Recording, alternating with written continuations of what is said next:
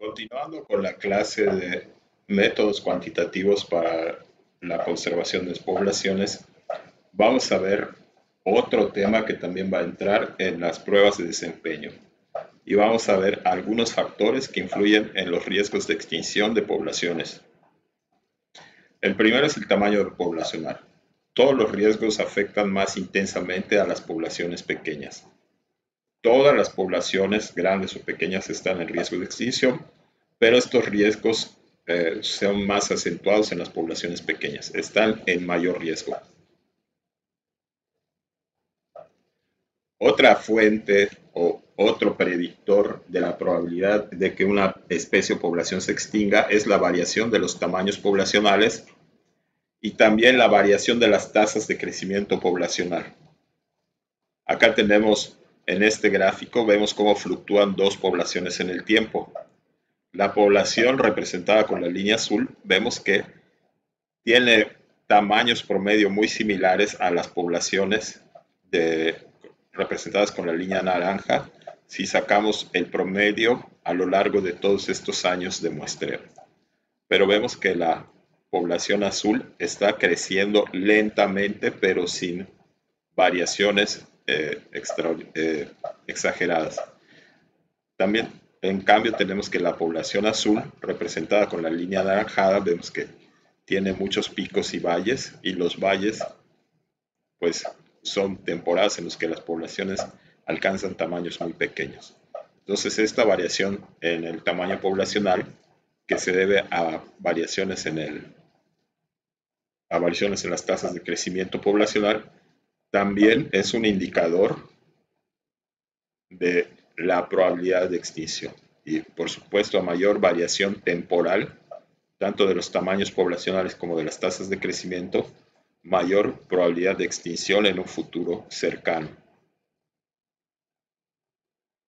Algunas de las fuentes de riesgo de extinción, hay internas y hay externas. Está la estocasticidad demográfica, que son variaciones aleatorias en la fecundidad y mortalidad.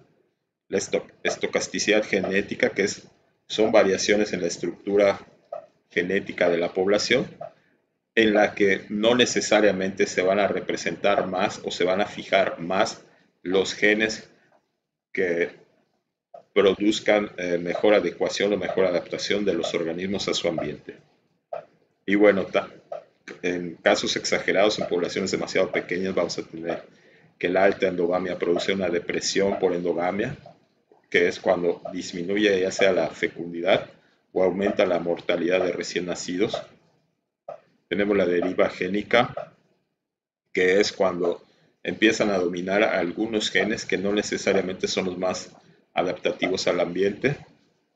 Tenemos la hibridación o la exogamia, que es cuando una especie o población que tiene genes que le permiten adaptarse muy bien a un ambiente recibe genes extraños o exóticos de otra especie altamente relacionada o de alguna subespecie de otro medio ambiente, y entonces empiezan a tener descendencia que no necesariamente cuenta con el pool genético mejor adaptado al ambiente en el que estamos, ¿no? Y aparte se pierde la integridad de la especie o del taxón del que estamos hablando. También hay fuentes de riesgo externas como los cambios ambientales o los riesgos ambientales, que son cambios impredecibles del ambiente que pueden afectar tanto la natalidad como la sobrevivencia o mortalidad de los individuos.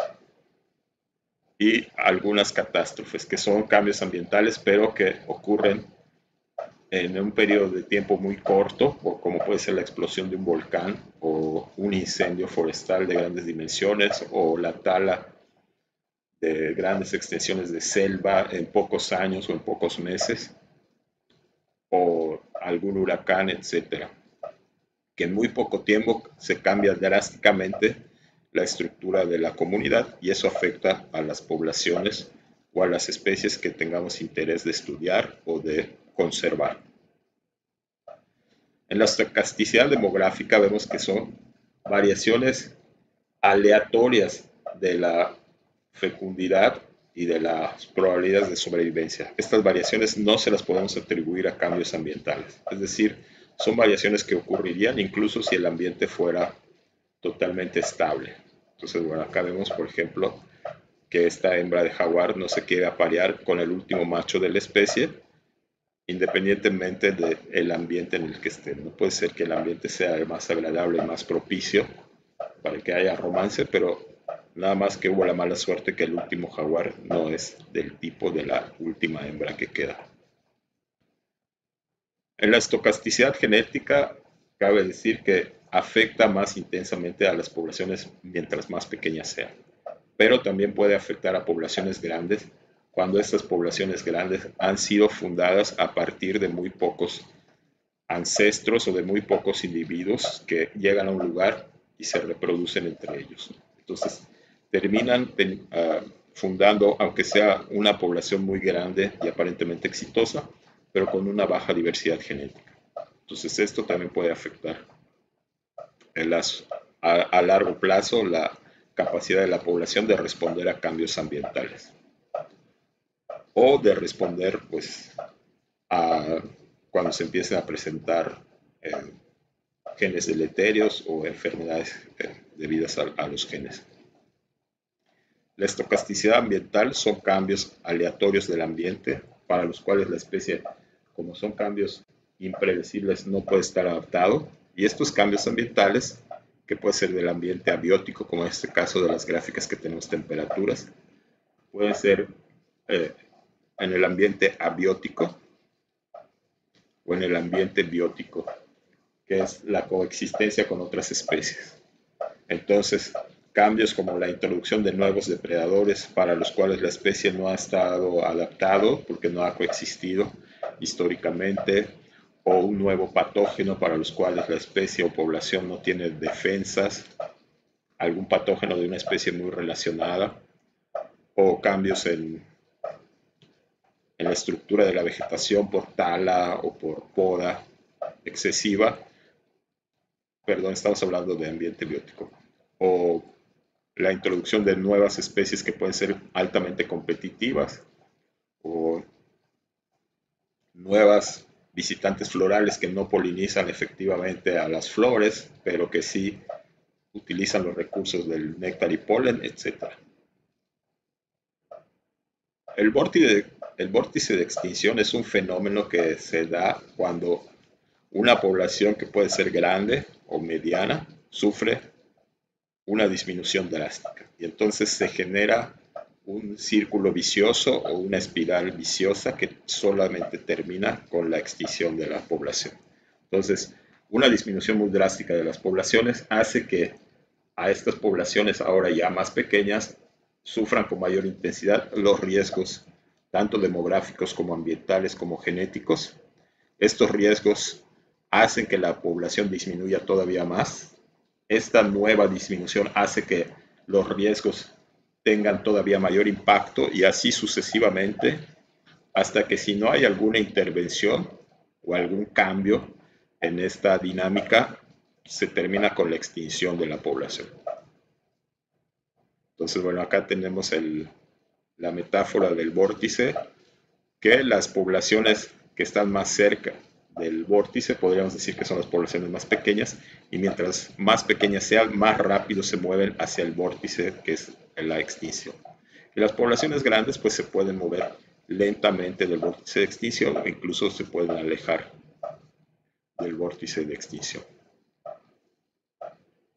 El efecto Ali se produce en poblaciones que son demasiado pequeñas y esa pequeñez o ese tamaño tan pequeño de las poblaciones hace que disminuya todavía más la tasa de crecimiento poblacional o que disminuya más la fecundidad o la tasa de reproducción de las poblaciones.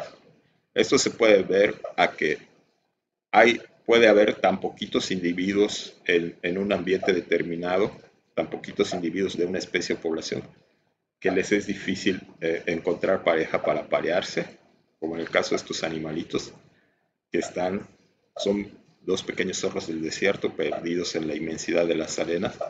Entonces es poco probable que se encuentren y que se apareen y tengan cachorros, ¿no? Independientemente que puede ser que uno sea macho y otro hembra. o también en las especies que son altamente sociales y que hay una gran cooperación entre individuos de la misma especie. Esta cooperación o el impacto que tiene esta cooperación en la sobrevivencia disminuye cuando hay pocos individuos, es decir, se hace muy poco efectivo el trabajo en equipo cuando el equipo es demasiado pequeño, ¿no? Puede ser, por ejemplo, manadas que necesiten cierto número de individuos para poder defender sus territorios o para poderse defender de los depredadores o para poderse defender de otras especies que pueden estar compitiendo por los mismos recursos. Entonces, si están en tamaños demasiado pequeños, aunque tengan la conducta de cooperación, no va a ser efectiva esa cooperación. También se puede observar efecto Ali en las plantas. Cuando hay algunos individuos de plantas demasiado aislados de sus congéneres, pues no pueden ni recibir el polen de las otras plantas que están, bueno, que pueden estar a su alrededor, pero a demasiados kilómetros a la redonda, ni pueden fecundar las flores de otras plantas, ¿no? Incluso aunque sean visitados por polinizadores, sabemos que muchos polinizadores pequeños como las abejas y otros insectos no vuelan demasiados kilómetros y forrajean normalmente en una misma área. Entonces no van a visitar solamente una especie. Si ven que hay una especie que tiene flores pero que no hay más individuos de la misma especie a su alrededor, pues van a preferir forrajear otras especies que estén cerca a invertir un montón de energía en volar hasta el próximo individuo de la misma especie. Entonces, incluso esto afecta incluso cuando son polinizadas por otros organismos que pueden volar muchos kilómetros, como algunas aves o los murciélagos y otros tipos de polinizadores, insectos grandes, porque aunque son capaces de volar grandes distancias, pero no van a forrajear en un área demasiado grande porque tienen que forrajearlo más eficientemente en cuanto a la energía que invierten en forrajear, pues tienen que cosechar una mayor cantidad de energía de la que utilizan para forrajear y para digerir esos nutrientes.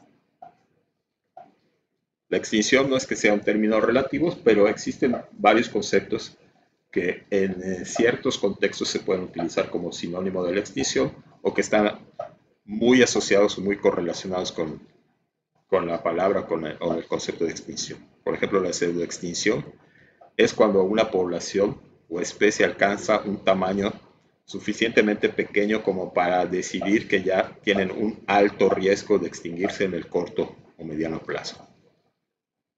La extinción ecológica pues es cuando la especie ya no cumple con su funcionamiento en los ecosistemas, ya no tiene el impacto que antes tenía en los flujos de materia y energía. Como les platiqué en el caso de los buitres del viejo mundo, en algunos países de Europa ya quedan tan pocos individuos que ya no están cumpliendo con su función de acelerar la desintegración de los cadáveres, y esto está generando problemas tanto en el reciclado de materia y energía de los ecosistemas como problemas de salud animal y salud humana, porque se están acumulando los cadáveres, tardan más tiempo en descomponerse al no haber esos carroñeros tan eficientes que son sopilotes en el nuevo mundo o buitres en el viejo mundo. Y la extinción de la naturaleza es cuando, aunque se han hecho esfuerzos deliberados y sistemáticos para encontrar una especie en los sitios en donde se le ha reportado históricamente, no se encuentran ejemplares vivos o se encuentran tan poquitos ejemplares que consideramos que no se van a poder reproducir. Pero normalmente cuando decimos que un animal cuando decimos que una especie animal o vegetal o de cualquier otro tipo está probablemente extinta, es cuando no se han avistado, a pesar de que se han hecho esfuerzos sistemáticos para encontrar la especie, o por lo menos para encontrar ejemplares vivos. Y bueno, espero que esto les haya servido de algo. Recuerden que estos conceptos van a entrar en las pruebas de desempeño. Muchas gracias y nos vemos en la siguiente.